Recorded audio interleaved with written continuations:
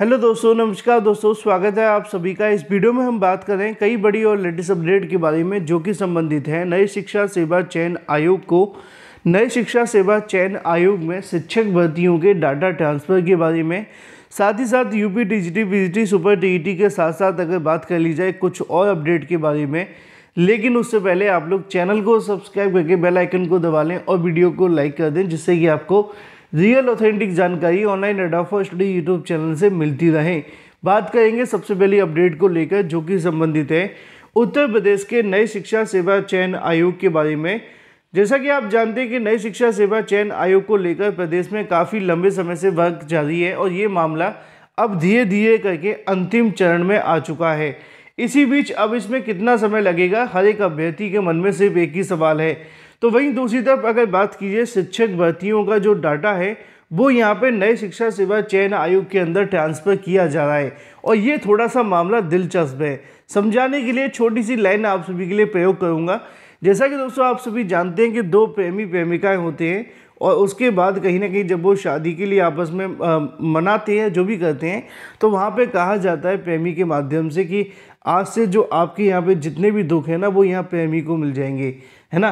तो इस प्रकार की जो वादे देखने के लिए मिलते हैं वही वादे अब नए शिक्षा सेवा चयन आयोग के माध्यम से किए जा रहे हैं कि भाई आपके जो भी पुराने नए शिक्षा सेवा आयोग को लेकर जो दुख है ना, वो शिक्षक भर्तियों के अंदर जिस प्रकार की भी समस्याएं हैं, जो भी अब तक आपको दुख मिले हैं, वो सारे के सारे जो दुख हैं वो नए शिक्षा सेवा चयन आयोग के हवाले कर दिए जाएंगे। अब क्या होगा आगे आप यहाँ से देख सकते हैं, क्योंकि उत्तर प्रदेश की शिक्षक भर्तियां किसी विवाद से कम नहीं होती हैं। शिक्षक भर्तियां पूरी हो जाती हैं लेकिन उत्तर प्रदेश के अंदर विवाद खत्म नहीं होते हैं। इसका आंकड़े आप सभी उत्तर प्रदेश की 69,000, 68,000, इसके अलावा और भी पुरानी भर्ती टीजीटी पीजीटी को उठाकर देख लीजिए, पता चल जाएगा कि कितने ज़्यादा आपको विवाद देखने के लिए मिले हैं। अब नए शिक्षा सेवा चयन आयोग के अंदर भर्तियों को लेकर डाटा ट्रांसफ़र किया जा रहा है, तो आपको जानना होगा कि नए शिक्षा सेवा चयन आयोग के अंदर जो पुराने कहीं ना कहीं 1,500 से ज़्यादा मुकदमे हैं उनका बोझ उनको पहले ही मिल जाएगा, क्योंकि नए शिक्षा सेवा आयोग ने ये शपथ तो पहले ही ले ली है ना कि आज से जो भी पुराने आयोगों के दुख होंगे, पुरानी भर्तियों के जो दुख होंगे, वो नए आयोग के माने जाएंगे। तो जिस दिन पहले दिन आयोग बनेगा उसी दिन उनके ऊपर 1,500 से ज़्यादा मुकदमे हो जाएंगे। ज़्यादा जानकारी के लिए नीचे लिखा हुआ है कि नए शिक्षा सेवा चयन आयोग के विधि अधिकारी पर होगी बड़ी जिम्मेदारी। नए शिक्षा सेवा चयन आयोग के विधि अधिकारी का भी पद सृजित किया गया है। ऐसे में अगर बात की जाए उनकी बड़ी जिम्मेदारी देखने के लिए मिलेगी, क्योंकि आयोग का गठन होते ही उस पर 1,500 से ज़्यादा जो मुकदमे का बोझ है वो होगा। दरअसल उत्तर प्रदेश उच्चतर शिक्षा सेवा चयन आयोग, इसके अलावा उत्तर प्रदेश माध्यमिक शिक्षा सेवा चयन बोर्ड को सम्मिलित करते हुए शिक्षा सेवा चयन आयोग में समाहित किया जाना है। ऐसे में दोनों भर्ती संस्थानों के चल रहे अचल संपत्तियों को लेकर नए आयोग को स्थानांतरित कर दिया जाएगा। बीते दिनों उच्चतर शिक्षा आयोग और चयन बोर्ड में चल अचल संपत्तियों का जो पूरी रिपोर्ट है वो शासन को भेज दी गई है। संपत्तियों के साथ साथ वे मुकदमे भी नए शिक्षा सेवा आयोग में स्थानांतरित कर दिए जाएंगे जो भर्तियों को लेकर दाखिल किए गए थे और न्यायालय में काफ़ी लंबे समय से लंबित है। इन मुकदमों में पैरवी के लिए जिम्मेदारी नए शिक्षा सेवा आयोग के जो कहीं ना कहीं अधिकारी होंगे उनके ऊपर डिपेंड करेगी। शिक्षा सेवा चयन आयोग की जो विधि अधिकारी का पद है वो भी सृजित किया गया है। इस पद पर जल्द नियुक्ति होने वाली है। वहीं शिक्षा सेवा चयन आयोग के गठन में देरी को लेकर यहाँ पे अभ्यर्थियों के माध्यम से राज्यपाल को यह पत्र लिखकर जानकारी दी गई है कि नए शिक्षा सेवा चयन आयोग में कहीं ना कहीं आप सभी इंटरफेयर करके जल्द से जल्द इस मामले को पूरा करवाया जाए। इसी को लेकर यहाँ लिखा हुआ है, अगर बात की जाए उच्चतर शिक्षा आयोग और चयन बोर्ड के कर्मचारियों को भी नए आयोग में समाहित किया जाना है। ये तो तय है कि दोनों भर्ती संस्थानों में स्थायी कर्मचारियों को नए आयोग में समाहित कर दिया जाएगा, लेकिन जो संविदा पर काम कर रहे थे उनका क्या होगा इसको लेकर अभी स्पष्ट नहीं है। चर्चा हो रही है कि संविदा पर काफ़ी समय से काम कर रहे कर्मचारियों के पास भर्ती परीक्षा में जुड़े अनुभव हैं, ऐसे में नए आयोग में उन्हें समाहित किए जाने की उम्मीद है।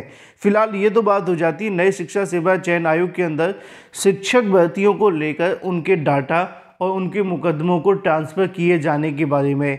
लेकिन सवाल ये देखने के लिए मिलता है कि आयोग में अभी कितना समय लगेगा। क्योंकि उसके बाद ही उत्तर प्रदेश की टीजीटी पीजीटी भर्ती परीक्षा देखने के लिए मिलेगी, फिर चाहे यूपी टीईटी हो या फिर सुपर टीईटी की वैकेंसी। अब इन सभी प्रोसेस के अंदर आप सभी को बताया गया था कि जिस दिन इनका विज्ञापन जारी कर दिया जाएगा नए अध्यक्ष और सदस्यों का, उसमें लगभग 20 से 25 दिन का प्रोसेस है। फिर शासन के माध्यम से इनकी नियुक्ति दी जाएगी और उसके बाद जाकर अपना कार्यभार ग्रहण करेंगे। इसमें निश्चित तौर पर दिसंबर तो पूरा निकल ही जाएगा और जनवरी भी जाने की संभावना है। उसके बाद फरवरी के अंदर ही नया शिक्षा सेवा चयन आयोग पूरे तरीके से प्रभावी होगा भर्तियों को लेकर। बात कर ली जाए बीपीएससी टीआरई 2.0 की ओएमआर लेकर भागे अभ्यर्थियों के बारे में।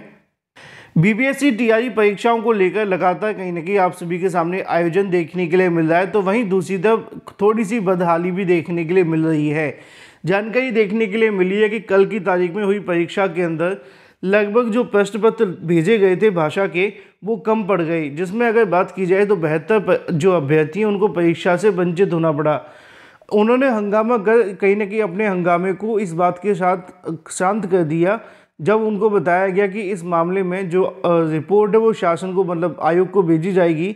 और उसके बाद अभ्यर्थियों को थोड़ी उम्मीद लगी कि शायद हो सकता है कि इन अभ्यर्थियों की जो मांग है वो पूरी हो जाए। उत्तर बिहार लोक सेवा आयोग के तहत आयोजित की जा रही अध्यापक नियुक्ति परीक्षा दूसरे दिन शनिवार को भाषा विषय का प्रश्न पत्र नहीं मिलने पर परीक्षार्थी उग्र हो गए। इसके बाद सभी अभ्यर्थी परीक्षा केंद्र परिसर पर एकत्रित होकर हंगामा करने लगे। इसकी सूचना बीपीएससी शिक्षक नियुक्ति परीक्षा जिला नोडल पदाधिकारी सह जिला जनसंपर्क पदाधिकारी उपेंद्र कुमार यादव को भेजी गई और इसके साथ में मामले को रफा दफा किया गया। फिलहाल 72 अभ्यर्थी परीक्षा से बाहर हो गए, इनको लेकर क्या होगा ये सवाल है। वहीं दूसरी तरफ बात की जाए ओएमआर सीट लेकर फरार हो गए अभ्यर्थी। लिखा हुआ है बिहार लोक सेवा आयोग के द्वारा आयोजित होने वाली अध्यापक नियुक्ति परीक्षा के अंदर ओएमआर सीट शुक्रवार को एक परीक्षार्थी लेकर फरार हो गया। इसको लेकर आर्य कन्या उच्च विद्यालय जो वहाँ के अध्यक्ष थे अशफाक अहमद, उन्होंने नगर थाना में आवेदन देकर अभ्यर्थी के विरुद्ध प्राथमिकी दर्ज करवाई है। सवाल ये देखने के लिए मिलता है कि अभ्यर्थी इसको लेकर क्यों भाग गया है, इसका करेगा क्या, घर जाकर क्या अपने आप भरेगा, फिर अपने आप मूल्यांकन करेगा और फिर जाकर खुद कोई नियुक्ति पत्र दे लेगा, या फिर कोई सेटिंग होगी वहाँ पे जाकर इसको जमा कर देगा। चलिए बात कर लेते हैं अपनी अगली अपडेट के बारे में, जो कि संबंधित है कुछ मुन्ना भाइयों को लेकर।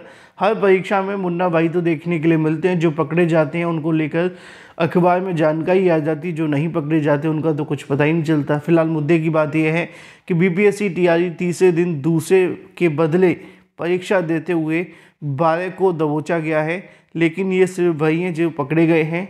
हो सकता है कि कुछ अंदर खाते परीक्षा देकर निकल गए हों। फिलहाल इस वीडियो में इतना ही। Thank you for watching this video.